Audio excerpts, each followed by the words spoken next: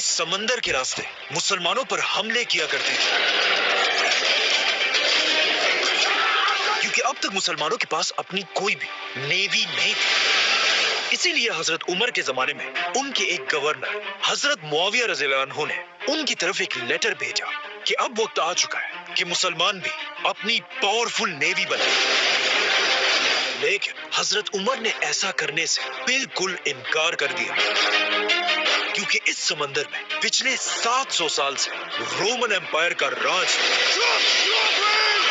اور ان کے پاس دنیا کی سب سے بڑی نیوی تھی، 1000 جنگی کشتی، جس کی وجہ سے اس پورے سمندر کو رومن سمندر کہا جاتا تھا،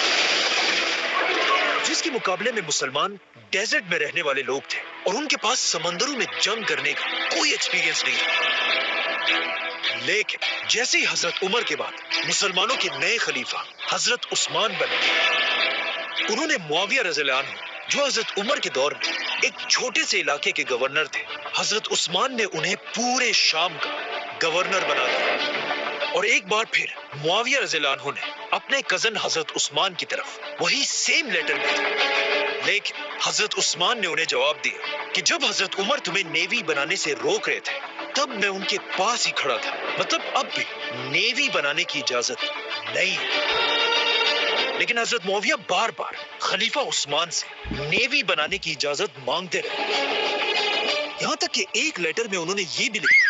کہ رومن امپائر کا سائپرس ہمارے اتنے قریب ہے کہ وہاں کے کتوں کے بھونکنے کی آواز بھی ہمیں یہاں سنائی دیتی ہے۔ بائی دی وے،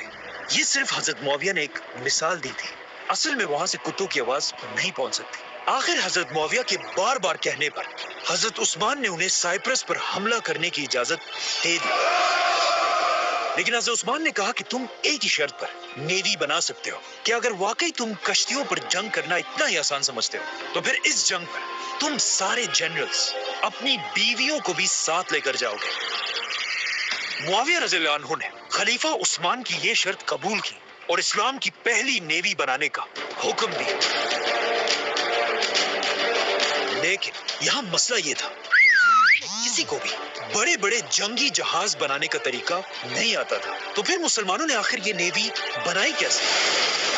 اصل میں اس سے بہت سال پہلے جب مسلمانوں نے یہ سارے علاقے فتح نہیں کیے تھے اور یہاں رومن امپائر کی حکومت تھی، رومن امپائر نے اپنی نیوی کے لیے فلسطین اور ایجپٹ میں جنگی جہاز بنانے کے 2 بڑی بڑی فیکٹریز بنائی تھی،